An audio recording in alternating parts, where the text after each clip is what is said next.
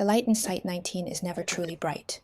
It's a sickly, flickering fluorescent hum that seems to swallow hope rather than provide clarity. Behind the reinforced steel of Chamber 173, the air is thick. It doesn't just smell like a basement. It smells of copper, stagnant water, and something ancient that has no business being trapped in a laboratory. At the center of the room stands to a stranger, it looks pathetic, a clumsy assembly of concrete and rebar, splattered with Krylon spray paint. Its face is a crude mockery of a human visage, large, black orbs for eyes and a chaotic mess of red and green lines. It stands there, motionless, a forgotten piece of brutalist art. But for the guard standing outside the observation port, it is the most predatory thing in existence. Intercom crackled. 3 men entered.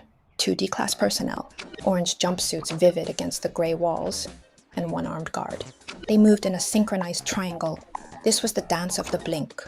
Moping the north corner, grunted D882, keeping his eyes locked on the statue's oversized head. "Don't you dare close them, Lopez." I'm staring, Lopez replied, his voice trembling. His eyes were already watering. The sculpture stood in the center, facing the far wall, its back turned to them. It looked harmless. It looked like a rock. D882 blinked. In that microsecond, the sculpture hadn't moved, or had it? It seemed a fraction of an inch taller, or perhaps the shadow it cast had shifted. You can never be sure with 173. It plays with your perception, waiting for the one moment when focus falters. 40 minutes into the cleaning, the tension became a physical weight. The floor was slick with a fouly mixture of blood and feces that the entity produced spontaneously. No one knew how a concrete statue could excrete, but the stains appeared every time the doors were shut. Suddenly, the vent above hissed. A gust of recycled air hit Lopez directly in the face. "Dust, my eyes," Lopez gasped. He didn't mean to, but his eyes clamped shut instinctively.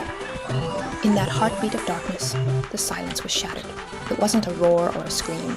It was a sound like a heavy stone being dragged across a floor at terminal velocity, followed immediately by a sickening. When D882 opened his eyes, the world had changed. The sculpture was no longer in the center of the room. It was standing directly behind the guard. Its concrete stumps were wrapped around the man's neck. The guard's head was tilted at a 180-degree angle, his eyes staring at the ceiling in a frozen expression of surprise. His body hadn't even hit the floor yet. The sculpture was holding it up as if showing off its work. "Look at it!" D882 screamed at Lopez. The 2 remaining men stared. They stared until their vision blurred. They stared until their tear ducts burned. The sculpture stood perfectly still, face to face with the dead guard, its painted eyes seemingly mocking the living.